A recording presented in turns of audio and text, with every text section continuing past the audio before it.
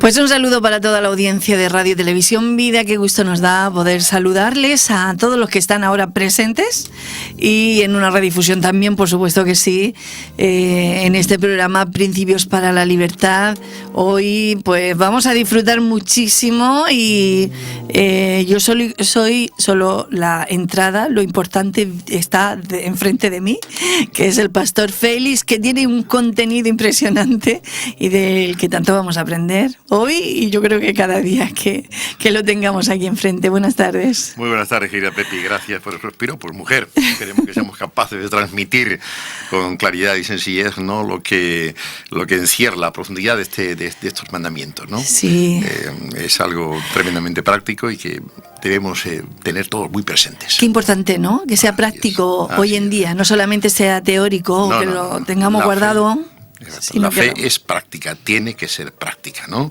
Porque la fe es un creer lleno de amor y el amor es creativo, el amor es práctico.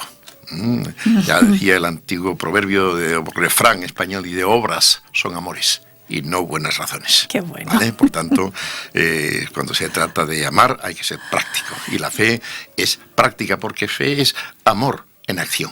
Eso es la fe.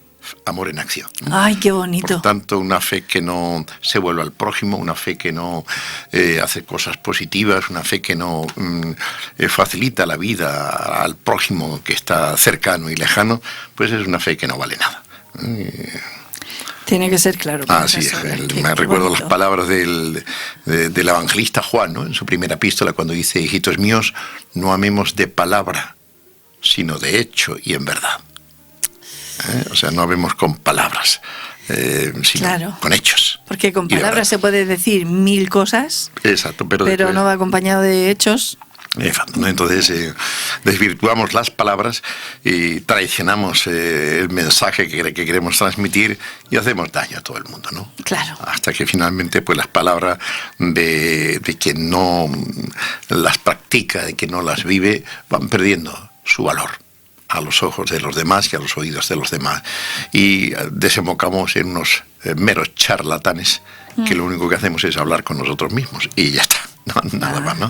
Pero no queremos eso. Nosotros queremos demostrar que vivir una fe práctica y demostrar que la fe es algo realmente práctico, que hace bien a todos los que comparten la vida con nosotros. Exacto, qué bonito. Hemos estado las semanas anteriores pues con el prólogo, el tema de los 10 mandamientos, hablando que no son de juicio, digamos, sino que son para la libertad. Para la libertad. Así se llama, y hoy entramos de lleno, no sé, creo que necesitamos como 8 o 10 horas o 10 días o con 24 horas para este primer... Para este primero, pero en fin, el proyecto es acabarlo en un programa, ¿no?, si es posible, y después porque tenemos muchos por delante, ¿eh? Así sí. Exacto. Yo, lo que tú acabas de decir, ¿no?, que es práctico, nosotros tenemos una relación negativa con los mandamientos porque los entendemos como formando parte de la ley, la Torá. Claro. Pero la palabra Torá en hebreo no significa en primera instancia ley, como en castellano, sino que la primera acepción es enseñanza, instrucción. ¿Vale? Entonces la Torá es la instrucción, la enseñanza para que nos vaya bien. Es verdad que también significa ley y mandamiento, pero en primera instancia eso, Torá es instrucción, enseñanza para nuestro bien. Pues yo estoy tomando nota ya de todos estos tesoros que compartes. Entonces ya se le quita a la ley ese concepto, ¿no? Es que las leyes parecen que restringen las libertades, ¿no? Sí. Los movimientos, y eso no nos gusta. Claro. Pero oye, no, esto es justamente los 10 mandamientos como principios para la libertad son alas para que podamos volar. Entonces, y sin hacernos daño. Eso es. Eso es lo bueno. porque a veces algunos vuelan y acaban estrellándose, ¿no? Pero no, se trata de volar, disfrutar del espacio, de la libertad de movimiento, en movimientos que nos lleven al próximo, a Dios y al prójimo. Y entonces, pues, de eso se trata, alas para volar. Qué bonito, pues invitamos a toda la audiencia de Radio y Televisión Vida que se unan con nosotros en esta próxima hora, un poquito menos de una hora, ya hemos consumido unos minutos, y que puedan disfrutar de estos principios para la libertad, y con este primer mandamiento el que vamos a tener con el pastor Félix González, que bueno, ahí comenzamos. Félix, adelante. Pues el primer mandamiento está registrado en Éxodo capítulo 20, versículo 3, y dice: no tendrás dioses ajenos delante de mí. El prólogo: yo soy Jehová tu Dios, que te saqué de la tierra de Egipto. No tendrás dioses ajenos delante de mí. Los judíos el prólogo lo insertan en este primer mandamiento. Se puede hacer perfectamente, no hay problema. El significado es el mismo. ¿Y cuál es el propósito de este mandamiento? Pues consiste en salvaguardar en la mente del hombre la unicidad de Dios. Existe un solo Dios verdadero. Y ahí habla de esos dioses ajenos. Exacto. No tendrás dioses ajenos delante de mí, ¿no? Eso, sí. ¿Qué es un dios ajeno? Un dios distinto a Yahvé, ¿no? A Jehová, ¿no? Pues un dios es cualquier cosa que le dispute a Dios el corazón del hombre. Cualquier cosa en la que el hombre o la mujer pongan su corazón. Entonces eso se amplía mucho más. No son dioses, digamos, del Olimpo ni nada de esto, sino más en la tierra, ¿no? Puede ser muchísimas cosas. Puede ser un esposo, una esposa, un novio, una novia. Puede ser un ídolo de fan de deporte, ¿no? Recuerdo que a Maradona, que falleció ayer, me parece, ¿no? Pues sí. Le llamaban el Dios, ¿no? El 10, le había cambiado por Dios, ¿no? O sea, que yo veía un titular que decía: Dios no está en el cielo, Dios lleva el número 10. Lleva el número 10, wow. Pues sí, eso es, ¿no? Eso es un error. Vale, que se quiere expresar la admiración más grande que por Maradona, muy bien, de acuerdo, ¿no? Yo también soy un admirador suyo, pero elevarlo a categoría de Dios me parece un tremendo error, incluso como Dios del fútbol nada más, ¿no? Entonces cualquier cosa en la que el hombre o la mujer enganche su corazón, ponga toda su fuerza, toda su energía, todo el sentido de su vida, eso es Dios. Yo me acuerdo de una madre que tenía devoción por su hija. Y podría hacerse su Dios, entre comillas. Podría ser su Dios, efectivamente, ¿no? Y entonces hay... Bueno, pues ahora mismo los cantantes, los artistas, ¿no? Gozan de un reconocimiento de parte de sus fans, sus admiradores, que raya francamente en la idolatría. Para ellos existen nada más que esas personas, ¿no? Y con eso son felices, con ellos viven y mueren, y esos son dioses que hay que quitar porque no son dioses. De hecho, no pueden ayudar tampoco, ¿no? Claro. Y los dioses ajenos, pues son dioses que no vienen de Dios, y Dios dice que Él es el único existente, que antes de Él no hubo Dios ni después fue creado por Él ningún otro Dios. Por tanto, no hará su gloria ni su honra ni a imágenes ni a dioses que no lo son, ¿no? Por tanto, este mandamiento no es un mandamiento que, en fin, Dios aquí no está celoso de que las personas solamente pues admiren a Él. No. Dios es un Dios celoso, efectivamente, pero lo es por nuestro bien también. Sí. Para que nosotros no nos desviemos en pos de otros dioses que no lo son y de los cuales no vamos a recibir absolutamente nada. Cuando Dios dice esto: no tendrás dioses ajenos delante de mí, estas son palabras duras de oír para el hombre de hoy, también para el hombre de ayer. Los religiosos antiguos eran muy tolerantes con las ideas religiosas ajenas.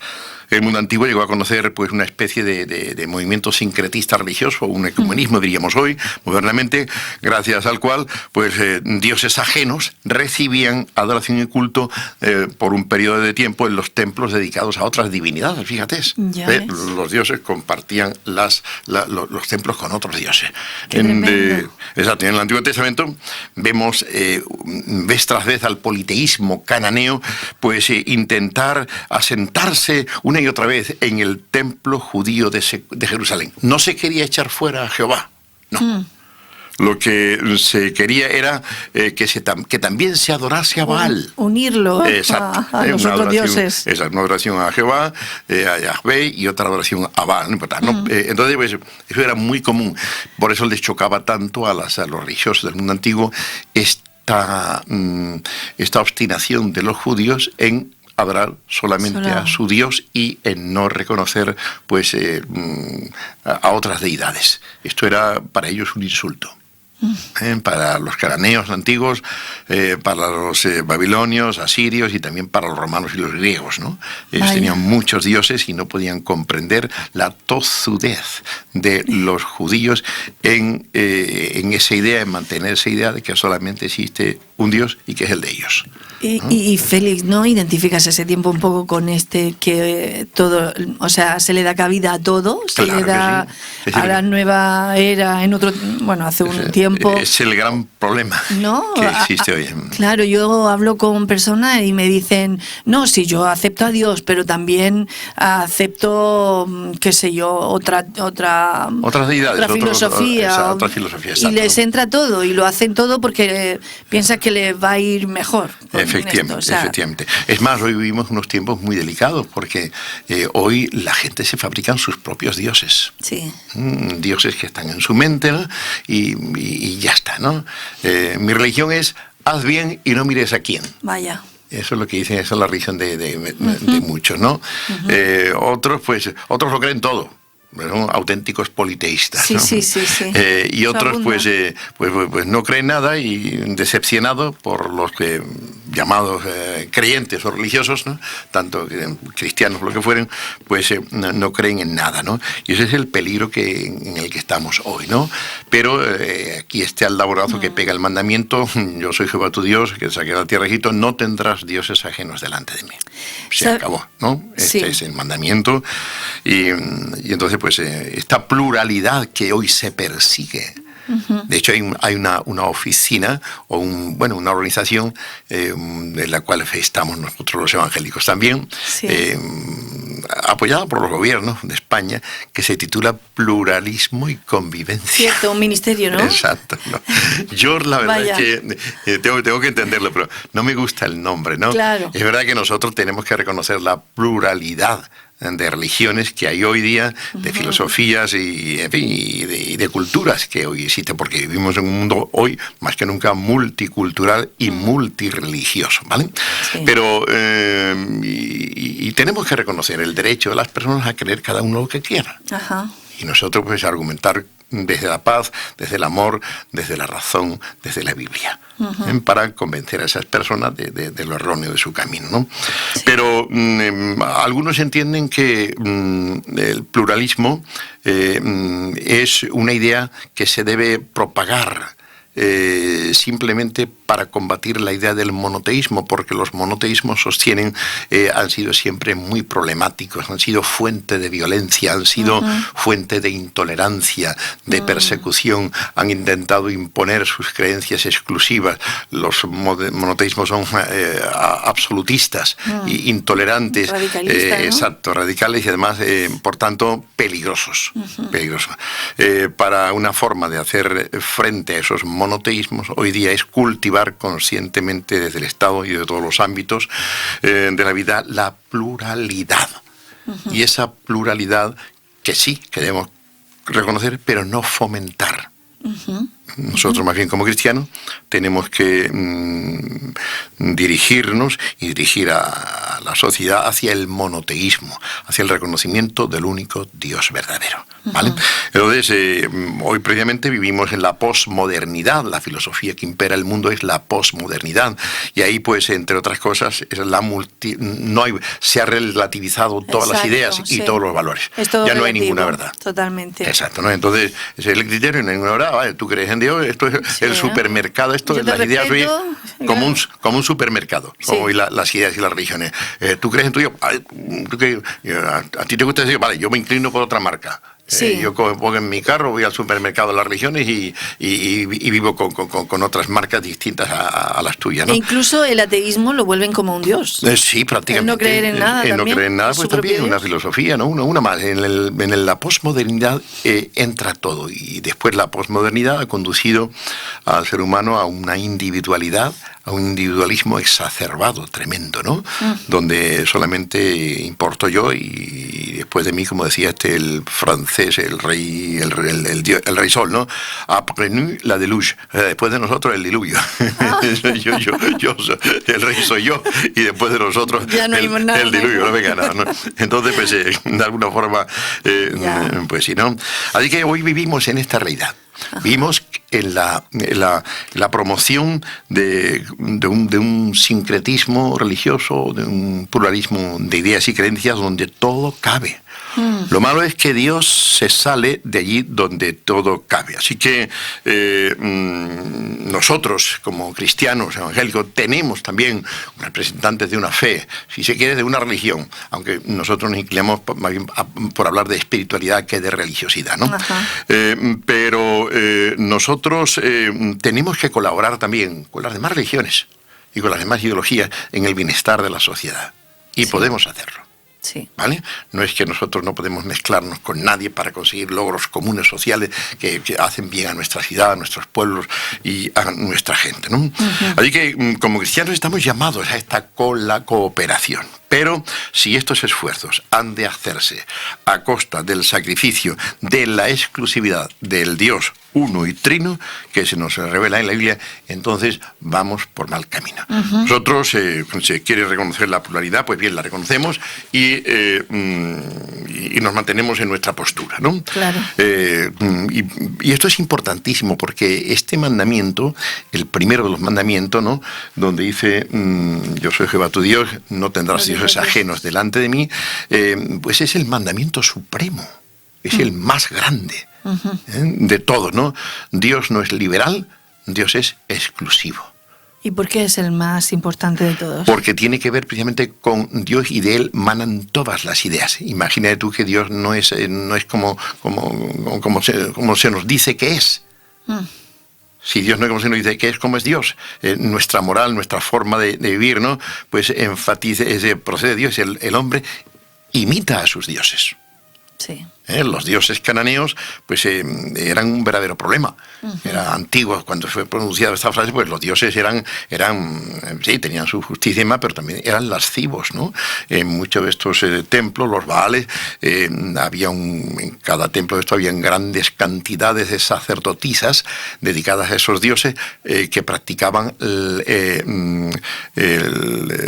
la sexualidad sagrada, por así decirlo, ¿no? Se creía, al ser Baal, el dios de la fertilidad, de la fecundidad, se veía en el acto sexual un acto religioso. Por tanto, muchos hombres subían a esos templos pues a tener relación sexual, previo pago, por supuesto, con esas sacerdotisas, ¿no? Claro, eso era un verdadero problema. Un verdadero problema para la moral. Por tanto, vemos ahí como esos dioses, pues el dios Baco, Dionisio, el Baco, las bacanales. Era un dios que menuda la que armaba este dios también. En nombre de ese dios, pues resulta de que, en fin, un par de días ahí al bosque, al campo, a comer y a beber desnudos y en fin.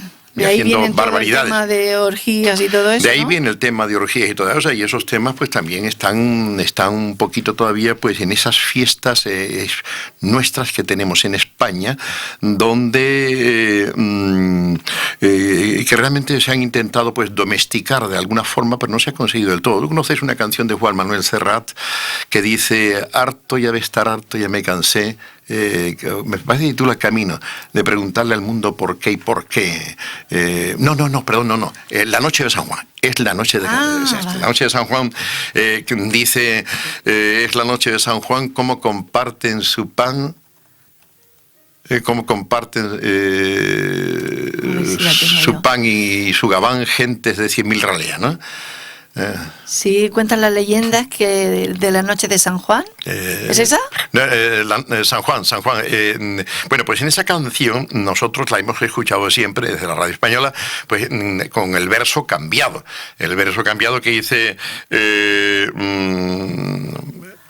es la noche de San Juan, como comparten su pan, su tortilla y su gabán gente de 100.000 raleas. Ajá. Bueno, pues está censurada, fue censurada por aquella censura de Franco, ¿no? ¿Ah, sí? La versión original, que la canta también Juan Manuel Serrat, dice, ¿cómo comparten su pan, su hembra y su gabán gente de 100.000 raleas? Oh. O sea que en esas noches de San Juan, pues lo que se compartían también era la hembra, o sea, la esposa, la mujer. ¿Eh? Eso es lo que canta Juan Manuel Serrat. Wow. Recuerdo también como el Papa, Juan Pablo II, vino al Rocío hace unos años y recriminó a los fieles rocieros porque se veía ahí demasiadas orgías. ¿Sí? Sí, entonces, de hecho hay sevillanas, famosas sevillanas, que acababan con un estribillo que decían, ¡ay, si los pinos hablaran! Oh. Entonces... me está descubriendo un mundo, Félix. No, es que... esto. Sí, pero es que es así. Estas fiestas son tremendamente ligadas. 7 días en el Rocío, las personas comiendo, bebiendo. Hay quienes van allí porque les gusta ese pero hay otros muchos, ¿me entiendes? Una vez que se emborrachan y demás, pues resulta de que desembocan todo en otras cosas, ¿no? Ay, si los pinos hablaran. Dice la canción, una sevillana muy famosa, ¿no? Y sobre todo la canción de Juan Manuel Serrat también lo afirma, así, ¿no? Vamos subiendo la cuesta que arriba mi calle se vistió de fiesta. Hoy el pobre y el villano, el prohombre y el gusano bailan y se van lavano sin importarles la facha. Juntos los encuentra el sol a la sombra de un farol, empapados en alcohol abrazando a una muchacha. Lo está diciendo de memoria, que lo sepan los que están escuchando en radio. Bueno, es que me gusta mucho Juan Manuel Serrat, ¿no? Desde siempre era el cantante que me gustaba. Y es un poeta total. Cuando escucha esas canciones, y yo siempre crecí con esta idea, ¿no? De que cómo comparten su pan, su tortilla y su gabán, gente de 100.000 raleas. Sí. El original no dice eso. El original dice cómo comparten su pan, su hembra y su gabán, gentes de 100.000 raleas. ¿Entiendes? Pero en el anterior dice bajo un manto de guirnaldas para que el cielo no vea. O sea, como que se escondían del cielo. Sí, también bajo un manto de guirnaldas para que el cielo no vea, ¿no? Entonces, esto ocurría. Cuando a más todavía esos dioses cananeos eran los dioses de la fecundidad y de la fertilidad, pues imagínate tú a qué se iba. ¿A qué se iba y qué se hacía en esas fiestas? Claro. Pues verdaderas orgías. Las bacanales son conocidas, ¿no? Sí. Del dios Baco. Sí. O sea, que ahí había nada más que orgías, borracheras y comilonas, todo el día y sexo, ¿no? De hecho, en algunas películas de estas romanas antiguas se ven esos bacanales. Exacto, ¿no? Entonces, sí, pero hay algunas también de estas, se ven pues la gente echándose al bosque, corriendo al bosque, y llevan su comida y ahí pues hacen todo lo que les da la gana, ¿no? Pues que claro, es que los hombres acaban imitando a sus dioses. Este es el problema. Sí. Por tanto, si el dios de uno es un dios licencioso o cruel, pues el hombre acabará siendo también, el hombre y la mujer acabarán siendo licenciosos o crueles. Había el dios Moloch, el famoso dios Moloch, era un dios de los asirios que se le sacrificaban niños vivos, ¿no? Entonces, para no escuchar los gritos ensordecedores de los niños que eran arrojados vivos a los brazos ardientes de la estatua de bronce del dios Moloch, pues ahí había unos tambores que golpeaban y los niños, pues, las criaturas hasta que morían allí, ¿no? Era una imagen terrible. Cuando un padre y una madre han hecho eso, ¿qué no son capaces de hacer después? Claro.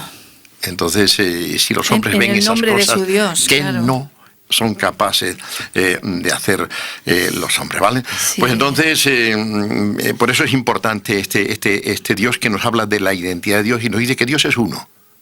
Dios es uno. El versículo bíblico más importante del Antiguo Testamento para los judíos era el famoso que está en Deuteronomio 6:4, me parece, que dice Shema Yisrael, Yahvé Elohenu, Yahvé Echad. O sea, qué bonito. oye Israel, Jehová nuestro Dios, Jehová uno es. Qué bonito suena en hebreo. Suena precioso. Vale, pues vamos a dar algunas clases en hebreo también, ¿no? Eso, ¿no? Entonces, este mandamiento enfatiza en realidad que solo Dios es Dios y se acabó. Y ya veremos que tiene muchas cosas positivas para nosotros. Pretende ordenar nuestras prioridades y depurar nuestra fe para que llegue a ser una fe auténtica.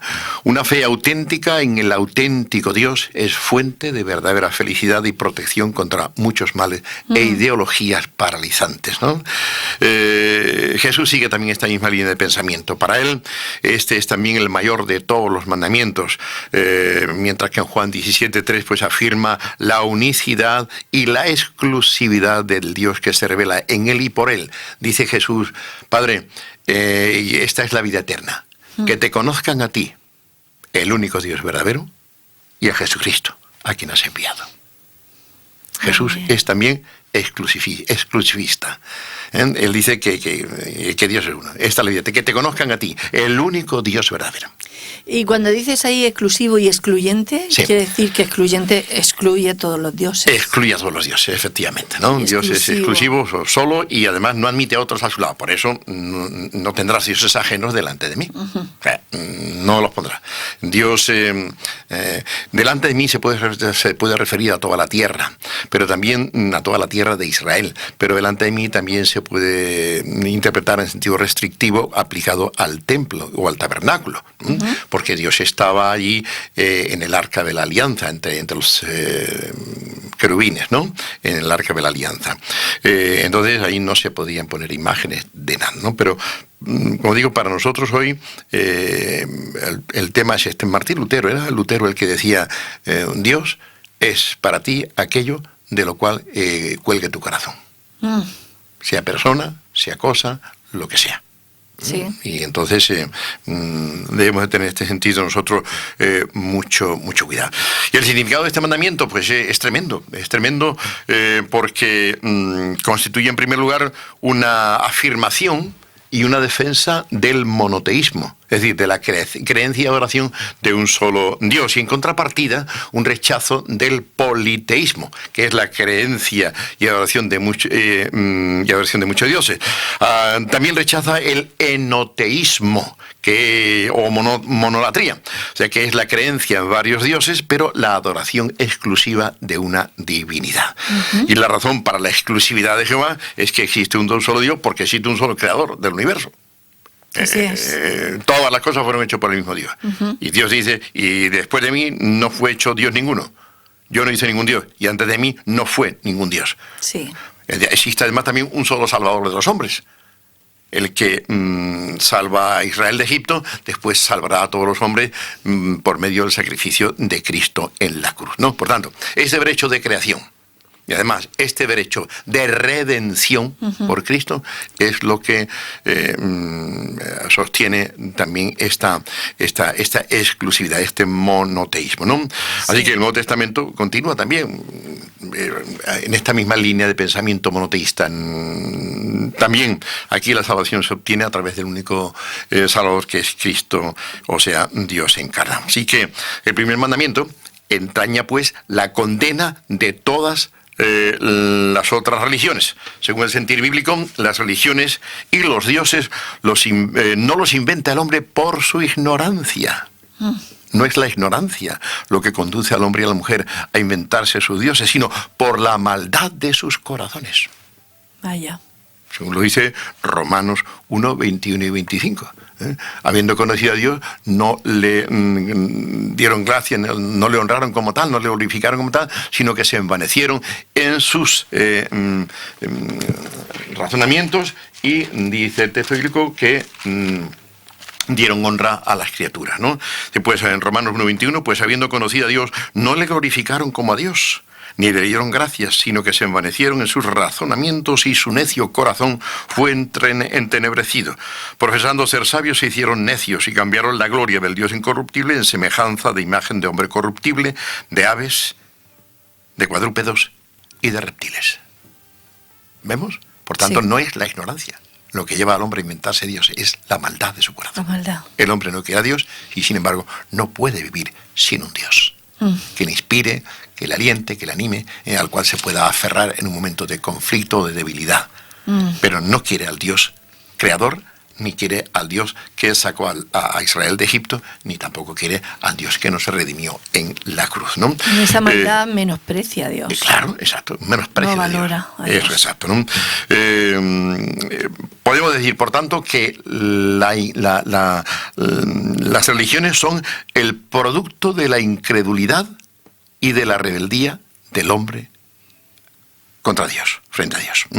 Eso es fuerte. Eso es fuerte, pero por eso este mandamiento es tan importante, ¿no? O sea, que esto de tener otros dioses no es cualquier cosa. No es ignorancia.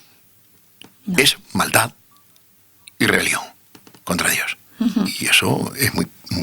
A veces nosotros hacemos cosas que no sabemos durante un tiempo por qué las estamos haciendo. Yeah. Y suponemos principios nobles o elevados en ello, pero llega un momento en que nos descubrimos a nosotros mismos y vemos que no hay nobleza en ello, en lo que estamos haciendo o en lo que buscamos, y que no vamos a hacer bien, sino que vamos a hacer mal, y entonces nos detenemos, ¿no?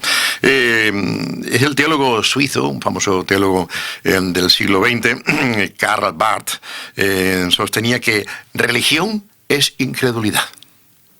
Fíjate. Ajá. Religión es incredulidad. El ser humano es religioso por naturaleza. La religiosidad como la moral es parte constitutiva del ser del hombre. Pero en su extrañamiento de Dios, el hombre se convierte en una fábrica de dioses y de religiones. Así que, desde el punto de vista bíblico, los dioses y las religiones proceden de un corazón apartado de Dios y de un corazón rebelde eso a muy Dios. Triste. Eso es muy triste. Efectivamente. Por eso es conveniente que conozcamos a este Dios que pretende ser único por razones muy positivas ahora, ¿no? Así que a través de este mandamiento Dios reclama del hombre adoración exclusiva. Dios no compartirá con otros falsos dioses la adoración del hombre. ¿Vale? Esta exclusividad tiene sus raíces en el amor salvador de Dios, que quiere preservar al hombre del error, del engaño y de la perdición de los falsos dioses. Vamos a ver, imagínate, pues, bien, nosotros creemos en Dios, y ahora, pues, nuestro Dios es Jesucristo, Dios Trino, Padre, Hijo y Espíritu Santo, y ahora, ahora ponemos una silla ahí y decimos, pues ahí está el Dios X. Y empezamos a pedirle a Dios X que está sentado en esa silla. No funciona. No funciona, ¿por qué? Porque no existe. Claro. Simplemente no existe. Pablo el apóstol dice, escribiendo a los Corintios, nosotros sabemos que un ídolo no es nada, porque no existe. Oye, pero ¿por qué pierdes tu tiempo invocando en tu favor el auxilio de alguien que no existe? Es como pedirle al viento o pedirle a la nada. Es perder nuestras energías y además depositar en eso nuestra confianza, pues es lamentablemente perder el tiempo, ¿no? Con el primer mandamiento, Dios no está diciendo o me adoras y me sirve exclusivamente o te castigaré severamente por tu desobediencia. No, Dios no dice eso. Lo que Dios está diciendo en realidad es: esta es la naturaleza de las cosas, así son las cosas, porque las he creado yo y las he inventado yo. No hay más Dios que yo, porque yo nunca creé otros dioses, ni nunca existieron, ni existirán más dioses. Todo lo que fuera de mí se llama Dios es mentira. Si te empeñas en seguir a otros dioses, estarás siguiendo mentiras, y eso no te hará bien, no te va a conducir a ninguna parte. Fuiste creado por mí y fuiste creado para relacionarte conmigo, lo quieras o no. Esta es la verdad. En esto consiste tu felicidad. Darme la espalda sería emprender un camino de errores con la destrucción por todo final. Así que elige mis mandamientos y habrás elegido la vida y la felicidad. Podría parecer una amenaza, pero eso no. Es la verdad. Una enseñanza. O sea, una enseñanza. Vamos totalmente. A ver, puede ser una amenaza. Tú vas conduciendo con un coche y te paras porque estás desorientado, no sabes por dónde vas. Y hay alguien en la carretera y tú le dices, oiga, señor, si sigo, ¿puedo seguir por esta carretera para llegar a tal sitio? Sí. Claro, así es. Y el hombre te dice, pues mire, yo le aconsejo que dé usted la vuelta y que no vaya por esta carretera, vuélvase porque si usted sigue por aquí a 500 metros, la carretera está cortada, había un puente y la última riada se llevó el puente. Mal camino. Exacto, usted va al abismo. Usted va a tener un accidente donde va a perder la vida. Y eso es lo que Dios nos dice con otros dioses ajenos. Con otros dioses ajenos. Vas al abismo, no hay nadie ahí que te pueda ayudar. ¿A quién vas a invocar en tu auxilio cuando cuando me necesites? Y entonces, pues esto es lo que Dios nos dice. O sea, Dios nos dice, no, como no me invoques te voy a castigar. No, claro. No es eso. Ese no es el principio del mandamiento. Ya. El principio del mandamiento es este. La naturaleza de las cosas es esta. Existe un solo Dios, que soy yo, porque yo os he creado. Y se acabó, ¿no? Entonces, vuestra vida y vuestra felicidad está en la relación conmigo. Si yo os voy a dar, pues, y mi relación con vosotros no va a ser asfixiante, no va a ser, no voy a ser un reglamentavida, no voy a ser con vosotros un aguafiesta, pero no va a ser una dictadura, voy a ser con vosotros un Dios amoroso, un Dios lleno de solicitud, un Dios cariñoso, un Dios al que podéis invocar en vuestro auxilio cuando os vaya mal. Yo estaré cerca. Y podéis hacerlo porque yo os facilito mi nombre. Y mi nombre es Yahvé. Mi nombre es Jehová. Que significa, yo estoy ahí, cerca de vosotros, para ayudaros. Dice, invócame en el día de tu angustia y te libraré y tú me honrarás. Y tú me honrarás, Por tanto, eso no lo puede decir el Dios que te digo, el Dios Baal, ¿no? O la diosa Astarte, o el Dios Júpiter, o Zeus, no lo pueden decir. Esos dioses sí que son realmente invenciones del hombre, proyecciones de la mente del hombre. Son creaciones del hombre. Pero el Dios bíblico no es creación del hombre. Es un Dios que se creó a sí mismo y nos da, pues, entonces esta inmensa libertad. Sí, me recuerda a esto a aquellos profetas de Baal, ¿no? Que estaban luchando porque se manifestara. Exacto, con la lucha con... Sí, empezaron a cortarse incluso la piel. No sé, y aquel no se manifestó para nada. Y Elías le decía, gritar más fuerte, que a lo mejor está durmiendo. Está durmiendo la siesta, ¿no? Y nada, ¿no? Y entonces el resultado es que se demostró que no funciona. La invocación a otros dioses no funciona, ¿no? Y esto requiere de mucha humildad, ¿no? Porque a veces muchas personas pues simplemente han heredado sus creencias de sus mayores y nada más. No las han examinado. Eso es. Y eso es un tremendo error. El mandamiento, por otra parte, y quizá aquí nos quedamos hoy, continuaremos la próxima vez, ¿no? Pues tiene también una intención que podríamos denominar como negativa, ¿no? Una triple finalidad negativa, en el sentido de que en su promulgación tiende a evitar ciertas influencias y prácticas perjudiciales para la salud mental y espiritual del ser humano, ¿no? Entonces, en este sentido, el primer mandamiento libra al hombre del engaño y de la confusión de las religiones y de los falsos dioses y de la consecuente perdición eterna. Porque fuera del Dios que se revela a Moisés en el monte Sinaí no hay otro Dios. Ese Dios, la revelación de ese Dios, alcanzará su máxima exposición en el rostro de Jesucristo. Cuando Jesús diga, el que me ha visto a mí, ha visto al Padre. ¿Vale? Y entonces, atender a otros dioses y a otras voces es condenarse y perderse eternamente. ¿Vale?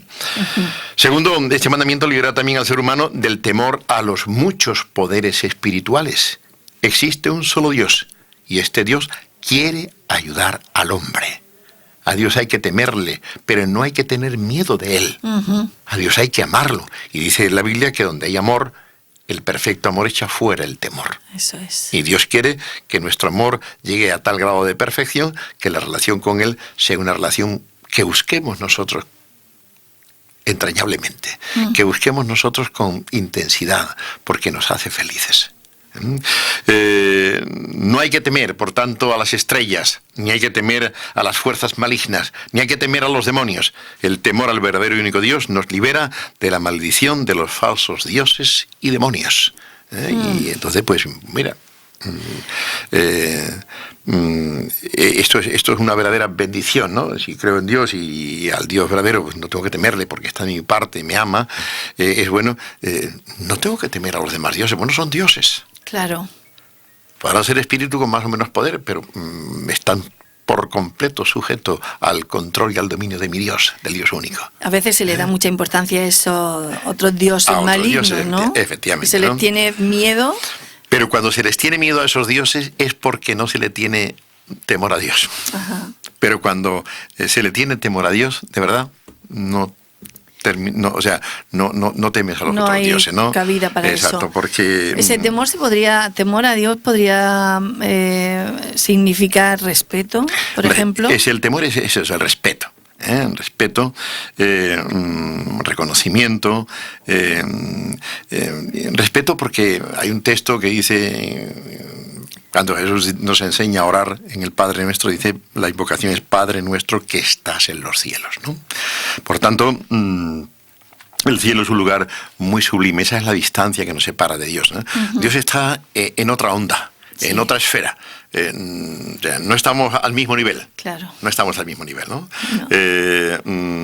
Entonces, de esta manera, pues, nace el respeto, porque Dios es Dios y nosotros los hombres, ¿no? Hombres, sí. Este fue el descubrimiento, el redescubrimiento de esta verdad, fue lo que provocó una revolución en 1919, después de la Primera Guerra Mundial en la teología protestante. Fue el teólogo suizo Karl Barth, sí, el que, con una frase muy lapidaria, llamó a los teólogos de nuevo a la vuelta a Dios. Vamos a quitar al hombre del centro de la reflexión teológica y es hora de que nos volvamos a Dios. A Dios, poner a Dios en su lugar. Porque realmente la teología evangélica y también católica, protestante, se había vuelto antropocéntrica. El hombre era el centro. Sí. Y llamó, el argumento era ese, porque Dios es Dios y tú eres hombre. Dios está en el cielo y está en la tierra. Él está muy alto y nosotros estamos aquí. Efectivamente, ¿no? Por tanto, Dios es nuestro Padre, dice Elías, pero no nuestro compadre. ¿Vale? Qué bueno. Y que es así, para uno pues parece que Dios es el compadre, donde ya no hay ninguna clase de respeto, no, cuanto más cercanía, cuanto más nos acerquemos a la luz, tanto más vamos a descubrir nuestras propias suciedades. Claro, y más de ese temor vamos a tener. Exacto, y más tendremos. Por supuesto, ¿no? Porque más admiraremos la pureza perfecta de Dios, la santidad perfecta de Dios, ¿no? Entonces, quien de verdad se acerca a Dios, quien vive muy cerca de Dios, tiene muy clara conciencia de sus propias limitaciones y de su pecaminosidad, de su propia pecaminosidad. Y esto hace que el hombre sea prudente. Y volviendo pues esto al tema de la intención negativa del mandamiento, pues por último libra al hombre este mandamiento de lo que ya hemos dicho, de incurrir en la sacramentalización de las prácticas inmorales y de ritos criminales. Las prácticas inmorales como las orgías. Sí. En honor de Dionisio, ¿no? Y el dios Dionisio, y también pues las tropelías sexuales en honor de los Baales. Sí. Así que y también pues la crueldad del dios Moloch. Y entonces pues eso son tres principios que intenta pues por la vía de la negación intenta ayudarnos también el mandamiento, ¿no? Porque como hemos dicho es un hecho demostrado que el hombre, la mujer llegan a ser semejantes al Dios que adora y da culto. De hecho, en el Salmo 115, fíjate, el salmista está hablando de los dioses paganos, esos dioses que representan con imágenes, Sí. El Salmo 115 dice, y fíjate tú, dice, vamos, versículo 3, ¿no? Versículo 4, los ídolos de ellos son plata y oro, obra de manos de hombres. No tienen boca, mas no hablan. Tienen ojos, tienen boca, mas no hablan. Tienen ojos, mas no ven. Orejas tienen, mas no oyen. Tienen narices, mas no huelen. Manos tienen, mas no palpan. Tienen pies, mas no andan. No hablan con su garganta. Y ahora fíjate la declaración. Sí. El hombre imita a sus dioses, el hombre llega a ser como sus dioses. Dice el salmista, semejantes a ellos son los que los hacen, y cualquiera que confía en ellos. ¿Ves cómo realmente semejante? Sí. El hombre se asemeja a su Dios. Y esos dioses que no tienen gargantas para hablar, que no tienen ojos para ver, que no tienen manos para tocar y mover, que no, pues, no tienen pies, que no andan. Pues resulta de que finalmente convierten a los hombres en eso. En eso mismo. En eso mismo. O sea, una espiritualidad completamente pasiva. Una espiritualidad que no ayuda a nadie. No lleva a ninguna parte. Que no ayuda a nadie porque ellos no son ayudados por estos dioses de madera o de piedra o de hierro. Como no son ayudados, tampoco sienten de ellos, nacen de ellos la intencionalidad de ayudar a otros. Sí. Semejantes a ellos son los que los hacen y cualquiera que confía en ellos. Por tanto, el hombre y la mujer pues imitan a sus dioses. Así que si el dios de su devoción es licencioso como Baal o cruel como Moloch, el hombre y la mujer también adquirirán esos caracteres licenciosos y crueles. Y con esto nos damos cuenta de la importancia del primer mandamiento, porque el hombre imita a sus dioses. Esta es una tremenda ley. El hombre imita a sus dioses. Como los niños pequeñitos nos imitan a nosotros. Sí. Tengo mi casa con un hermoso patio lateral de 24 metros de largo y a veces pues me paseo disfrutando del sol. Tenía mi nieta la semana pasada, pequeñita, casi, bueno, el mes que viene cumple los 2 añitos, ¿no? Sí. Todavía no habla. Y yo pues he hecho andar tranquilamente, la dejo a ella detrás de mí jugando y he hecho andar tranquilamente con las manos detrás. Y en un momento me miro para ver dónde se había quedado, qué estaba haciendo, y venía a mi altura, medio metro por detrás de mí, a mi derecha, con las manos también detrás, andando como yo. Sí. Nuestros hijos nos imitan. Sí, sí, sí. Nosotros imitamos a nuestros mayores, ¿no? Sí. A nuestros dioses también. Sí. Entonces, por eso es conveniente que tengamos muy claro qué clase de Dios es el que tenemos. Y lo primero que tenemos que ver a este respecto, preguntarnos a este respecto es un Dios verdadero, es un Dios de verdad? ¿O es una imagen proyectada por nosotros? ¿Es una obra nuestra?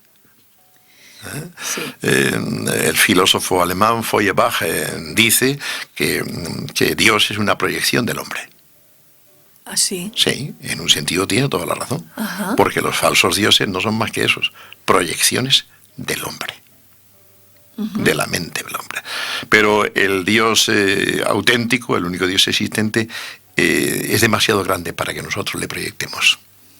Se nos escapa, es demasiado bueno, demasiado sublime. Sí. Demasiado bondadoso, demasiado justo, demasiado puro. Y no tenemos esa capacidad. Así que el Dios que nos entregó los 10 mandamientos encabeza su promulgación con una frase de identificación personal. Yo soy Jehová tu Dios, que te saqué de la tierra de Egipto. Y a continuación sigue el enunciado del primer mandamiento. Este es el Dios cristiano cuyo carácter se revela extraordinariamente en la persona de Cristo, que llegará a decir, el que me ha visto a mí, ha visto al Padre. Por eso podemos interpretar nosotros la ética cristiana, la vida cristiana, como la imitación de Cristo. Qué bueno, parecerse a Cristo. Tener a Cristo por imagen de Dios, eso es fantástico, ¿no? Sí, llegar a esa estatura, ¿no? El apóstol Pablo, como ya hemos dicho en otra ocasión, a los colosenses les escribe y les dice, Cristo, Él es la imagen del Dios invisible. Entonces, pues, este es el caso, ¿no? Este es nuestro Dios, este es el Dios al cual servimos, esta es nuestra suerte, que tenemos este Dios, ¿vale? Y el primer mandamiento nos dice eso. Las cosas son como son. No hay más Dios que yo. Porque el mundo y todo lo que existe lo he creado yo. Y os lo he creado para que os relacionéis conmigo. En una relación de padres hijos. Padre, hijo. Y ahí estará vuestra felicidad. Si me dais la espalda, si queréis andar vuestro camino, vais a pasarlo mal. El mandamiento quiere que lo paséis bien. Bien, Pepi, pues así yo que esa afirmación es una afirmación completamente de amor hacia el hombre. Total.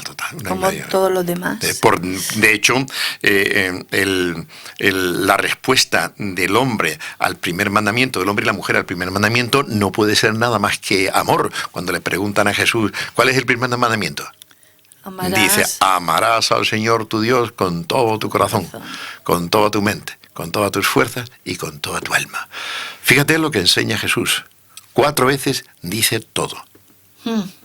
Mente, corazón, fuerza y alma, aquí está y expresa la totalidad. No se refiere a esos 4 elementos solamente, sino a la totalidad del ser humano. ¿Vale? Y 4 veces dice Jesús, con toda tu mente, con toda tu alma, con toda tu fuerza y con todo tu corazón. O sea, todo para Dios. No queda nada para otros dioses. ¿Vale? Sí. Todo para Dios. No queda nada para otros dioses. Eso es lo que... Y todo con amor. Todo con amor. Por tanto, esta es la relación del primer mandamiento. Ese es el mensaje del primer mandamiento. Un mandamiento que nace del amor y que quiere recibir como un eco voluntario, agradecido, generoso, confiado, nuestro amor también. Nosotros le amamos a Él porque Él nos amó primero. Así es. Y ahí estamos nosotros cumpliendo este primer mandamiento. Qué riqueza de palabra y cuánto nos abre, ¿no? Sí. Esa revelación preciosa. Te voy a decir una cosa que, bueno, yo llevo con esto de los 10 mandamientos muchos años ya, ¿no? Sí. Lo dejo, después le añado, le quito todo. Y bueno, ya pues francamente tengo el libro prácticamente terminado, ¿no? Sí. Pero he decidido que no lo voy a escribir. ¿No? No voy a escribir este libro. Porque los 7 folios que escribo sobre el primer mandamiento me parecen muy poco. Hay tanto que he tomado otra decisión que me va a llevar, me va a complicar la vida, ¿no? A la medida de mi esfuerzo y otros que vengan detrás, pues tal vez encuentren inspiración en esto para continuar con la obra, ¿no? Voy a hacer 10 mandamientos, voy a hacer 10 libros. Un libro por mandamiento. De 100 páginas, no quiero que sean más páginas, y sí, me iré después a las 1000 páginas, ¿no? Porque es que condensarlo todo bien, a mí me gusta profundizar, es que es tanta la riqueza que hay allí, que yo me sumerjo y me pierdo. Nos quedamos con ganas de pues disfrutar de todo esto mucho más, ¿no? Pues la verdad es que yo sí, me gusta disfrutar, no me gusta, por supuesto que me gustaría... Para cada cosa lo suyo, ¿no? Me gustaría montarme en un avión y ver las montañas, viajar, pero claro, en un avión no puedes tocar la carretera, no te puedes, claro. ¿Qué árboles hay? Mira qué plantación de naranjos, claro. No te puedes parar, no puedes comer nada. Claro. No puedes beber el agua de un riachuelo, ¿no? Lo ves de lejos, muy bonito, ¿no? Sí. Pero si quieres disfrutar todo eso, tienes que bajarte en el terreno. Y coger una moto o un coche, ¿no? Y, o sea, otro vehículo. Tienes que coger otro vehículo para poder disfrutarlo. Y entonces, pues si te vas con una moto, mira, está de todo terreno, pues disfrutarás mucho de todo, ¿no? Pero volando no podrás disfrutar. Entonces, la visión de abuelo de pájaro está muy bonita, es necesaria, pero creo que la otra, pues a mí me gusta más. Y como cada uno pues hace lo que cree que debe hacer, en limpia conciencia, pues seguiremos este camino. Pues aplaudimos esa muchas gracias. Lo que ha decidido esa decisión y lo disfrutaremos también, eso va a ser impresionante. Espero que sí. Hoy se nos ha quedado ya el tiempo aquí, ya se nos ha pasado. Y se nos ha quedado la mitad en el archivo. ¿Seguimos la semana que viene? Bueno, seguimos la mitad. Sí, como es el primer mandamiento, vamos a acabarlo. Claro, la intención positiva del mandamiento. Exacto, ahí vamos a continuar. Pues lo dejamos aquí y nos vamos a ver en media horita en un programa muy rico. Muy bien. También. Pues ahí estaremos. Muchas gracias, Félix. Un placer. Y la semana que viene seguimos. Y gracias a ti, al equipo de Radio Televisión de Murcia Vida, y también pues a los queridos oyentes que nos están regalando su tiempo y su atención. Pues Hasta la próxima semana. Hasta la próxima.